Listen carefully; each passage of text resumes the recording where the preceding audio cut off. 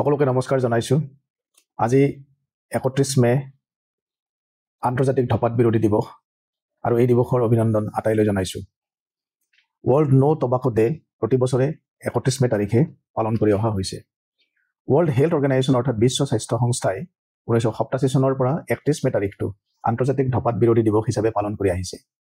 উদ্দেশ্য হ'ল ধপাত সেৱনৰ ক্ষতিকাৰক প্ৰভাৱসমূহ ৰাইজৰ মাজত প্ৰচাৰ কৰা আৰু ধপাত সেৱনকাৰীক ধপাত ত্যাগ কৰিবলৈ উৎসাহিত কৰা, লগতে ধপাতৰ ব্যৱহাৰ কমাবলৈ প্ৰয়োজনীয় নীতি নিৰ্ধাৰণ প্ৰস্তুত, প্ৰচাৰ আৰু প্ৰসাৰ কৰা।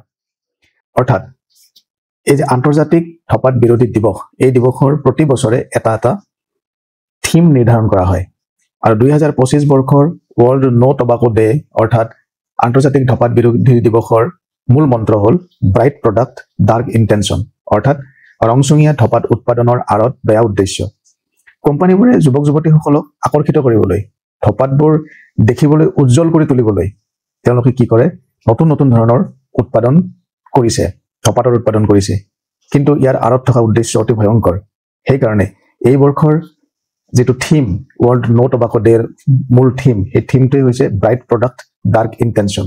এনে ডাৰ্ক ইণ্টেনশ্যনৰ বিৰুদ্ধে এই বৰ্ষৰ ধপাত বিৰোধী উদযাপন কৰা হ'ব। এইবোৰ সকলো ঠিকে আছে, কিন্তু আমাৰ দৰে সাধাৰণ মানুহৰ মনত এটা প্ৰশ্ন সততে উত্থাপন হৈ থাকে। মনলৈ প্ৰশ্নটো অহাৰ এটা লজিকো আছে, এটা যুক্তিও আছে। আৰু যুক্তিটো হ'ল বিশ্ব স্বাস্থ্য সংস্থাই 2023 চনৰ 31 জুলাই তাৰিখে প্ৰকাশ কৰা তথ্য অনুসৰি পৃথিৱীৰ ধপাত সেৱনকাৰী লোকৰ যিসকলে ধপাত ত্যাগ কৰিব নোৱাৰে, তাৰে আধা সংখ্যকৰ মৃত্যু ধপাতৰ ফলতেই হয়। বিশ্বত প্ৰতি বছৰে ধপাত সেৱনৰ ফলত 4 মিলিয়ন লোকৰ মৃত্যু হয়। তাৰে 1.3 মিলিয়ন লোক ধপাত সেৱনকাৰী নহয়, তেওঁলোকে ধপাত নাখায়, কিন্তু ধপাত সেৱনকাৰীৰ আশে পাশে থকা পেচিভ স্মকাৰ বা ছেকেণ্ড হেণ্ড স্মকাৰ বুলিও কয়। অধিকাংশ ধপাত সেৱনকাৰী লোক নিম্ন অথবা মধ্যমীয়া আয়ৰ দেশৰ বাসিন্দা, মানে ল' আৰু মিডিল ইনকাম দেশৰ বাসিন্দা। 2020 চনৰ এক তথ্য মতে বিশ্বৰ 22.3% লোকে ধপাত সেৱন কৰে। তাৰে 36.7% পুৰুষ আৰু 7.8% মহিলা। এই ধপাত সেৱনৰ ফলত লাভ কাৰ হৈছে? এইটো এটা আমাৰ মনলৈ অহা ডাঙৰ প্ৰশ্ন। নিশ্চিতভাৱে ধপাত উৎপাদনকাৰী কোম্পানীবোৰৰ লাভ হৈছে, ধপাত উৎপাদন কৰিবলৈ দিয়া চৰকাৰবোৰৰ লাভ হৈছে, তেওঁলোকে এটা মোটা অংকৰ ৰাজহ আদায় কৰে। লাভ হৈছে হেল্থ ছেক্টৰ ব্যৱসায় গোষ্ঠীৰ, অৰ্থাৎ নাৰ্ছিং হোম, ঔষধ কোম্পানী ইত্যাদিৰ। পৰোক্ষভাৱে হোটেল, পৰিবহণ ইত্যাদি ব্যৱসায়সকলেও কিছু পৰিমাণে লাভান্বিত হৈছে। 2023 চনৰ 15 জুলাই তাৰিখে ৰাজ্যসভাত এটা প্ৰশ্নোত্তৰত বিত্তমন্ত্ৰী নিৰ্মলা সীতাৰমণে জনাইছিল যে 2022-23 বৰ্ষত সৰ্বমুঠ ৰাজহৰ 2.39% ধপাতৰ পৰা পোৱা গৈছে। অৱশ্যে সেই আয়ৰ পৰা 86,175 টকা স্বাস্থ্য সেৱা খণ্ডত খৰচ কৰা হৈছে।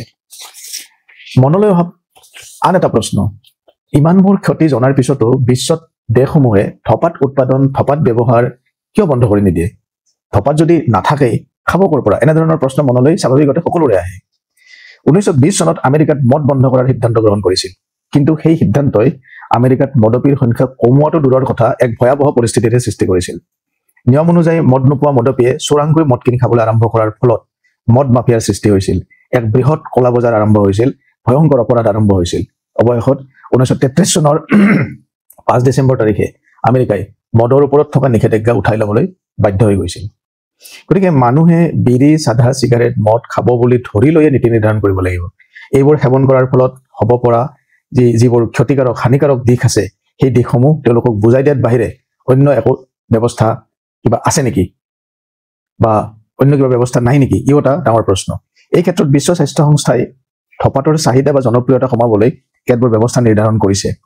যুৱক যুৱতীয়ে যিসকলে ধপাতৰ প্ৰতি আকৃষ্ট হয়, বা অকল যুৱক যুৱতী নহয়, যুৱক যুৱতীকে ধৰি প্ৰাপ্তবয়স্ক লোকৰ মাজত ধপাত সেৱনৰ আকৰ্ষণ কমাবলৈ এক নিয়মিত নিৰীক্ষণ ব্যৱস্থা থাকিব লাগে, মনিটৰিং থাকিব লাগে। ৰাজহুৱা স্থানত ধপাত সেৱন কঠোৰভাৱে বন্ধ কৰিব লাগে, কাৰণ ধপাত সেৱন নকৰা অথচ সেৱনকাৰীৰ সংগত থাকি ধোঁৱা সেৱনকাৰীৰো মৃত্যু হয়। ধপাত ক্ষতিকাৰক বুলি জানিও আৰু ত্যাগ কৰিম বুলি ভাবিও ত্যাগ কৰিব নোৱাৰা লোকক যথাযথ সহায় কৰিব লাগে, তেওঁলোকক প্ৰেৰণা দিব লাগে, মটিভেট কৰিব লাগে, যাতে তেওঁলোকে ত্যাগ কৰিম বুলি ভাবি থকা কামটো সম্পূৰ্ণ কৰি ত্যাগ কৰা কাৰ্যটো নিশ্চিত কৰিব পাৰে। প্ৰচাৰ মাধ্যমৰ যোগেদি, ফলপ্ৰসূ প্ৰচাৰৰ যোগেদি ধপাত সেৱনৰ বাবে আকৰ্ষিত হোৱা শিশু, কিশোৰ অথবা প্ৰাপ্তবয়স্ক লোকক সতৰ্ক কৰি দিব লাগে আৰু ক্ষতিকাৰক দিশসমূহ তেওঁলোকৰ আগত উপস্থাপন কৰিব লাগে। ধপাতৰ বিজ্ঞাপন সম্পূৰ্ণৰূপে বন্ধ কৰি দিব লাগে। ধপাতৰ ওপৰত কৰ বা ৰাজহ বেছি কৰি দিব লাগে যাতে সেৱনকাৰী কমি যায় আৰু এইটো অলৰেডি প্ৰমাণিত হৈছে ধপাতৰ ওপৰত যদি কৰ বেছি কৰি দিয়া হয় সেৱনকাৰী কিছু পৰিমাণে কমি যায় ধপাতৰ অবৈধ ব্যৱসায় বন্ধ কৰাৰ ব্যৱস্থা কৰিব লাগে প্ৰতি বছৰে ৱৰ্ল্ড নো টবাকো দিৱস উদযাপন কৰি থকাৰ পিছতো ৰাইজক সজাগ কৰাৰ পিছতো ধপাত সেৱনকাৰী কমা নাই মৃত্যুৰ হাৰো কমা নাই কাৰণ ইয়াত দুটা পক্ষৰ মাজত এক সংঘৰ্ষ আছে এটা হ'ল ধপাত উৎপাদনকাৰীৰ স্বাৰ্থ আৰু আনটো হ'ল জনস্বাস্থ্যৰ স্বাৰ্থ নমস্কাৰ